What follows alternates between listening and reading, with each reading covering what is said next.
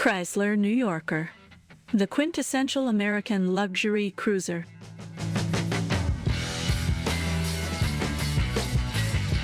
If there ever was a car that screamed American opulence louder than a bald eagle clutching a dozen cheeseburgers, it's the Chrysler New Yorker.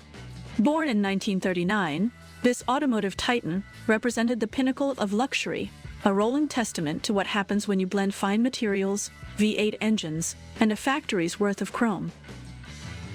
Let's start with the looks. The New Yorker was designed to be imposing. From its grandiose grille to its sweeping lines, this car didn't just arrive, it made an entrance. Driving one of these was akin to sailing a luxury yacht down the freeway. Long, elegant, and dripping in chrome, it looked as though it belonged in the driveway of a Hollywood mogul or a 1950s industrial titan. Early iterations of the New Yorker were already brimming with luxury, but it was the post-war models that turned heads and snapped necks. By the late 50s, the New Yorker had grown to the size of a small aircraft carrier, and the fins on the back looked like they could double as stabilizers. Inside, it was positively palatial, with enough leather and wood to make a gentleman's club feel penny-pinched. The engineering under the hood was no less impressive. By the 1950s, you could get a New Yorker with the legendary Hemi V8, a name that would strike joy into the hearts of gearheads and fear into the souls of lesser cars. With power outputs reaching 300 horsepower, this wasn't just a car, it was a ground-bound rocket wrapped in sophistication.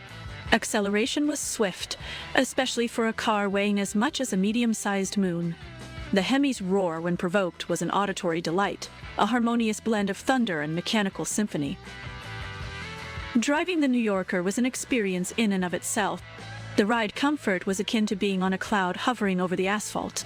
The suspension glided over imperfections, with such ease you'd think the road was repaved for your exclusive use. Steering was more an act of suggestion rather than precision, but this wasn't a car for racing through twisty back roads. It was for coasting down boulevards, basking in the admiration of passersby. Braking was a gentle affair, more akin to easing an ocean liner to port than stopping a car. The interior was a festival of luxury and gadgetry. Push-button transmissions, tiltable steering wheels, and more dials than a Victorian clockmaker's workshop. Thought, you weren't just driving, you were at the helm of a command center. And space?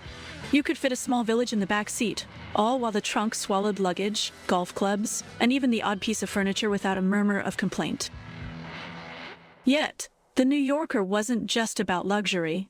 It was a statement, a visible declaration that you'd made it, that beneath the plush seats and gleaming exterior was a person of considerable taste, and more importantly, means. It was a dream wrapped in sheet metal, marketed to those who saw themselves not just as drivers, but as automotive aristocracy. In the twilight of its years, the New Yorker saw the rise of emission regulations and the oil crisis, which somewhat diminished its thunderous growl into a muted purr. But that didn't strip it of its inherent grandeur. Even its latter-day versions carried an air of dignity and supreme comfort.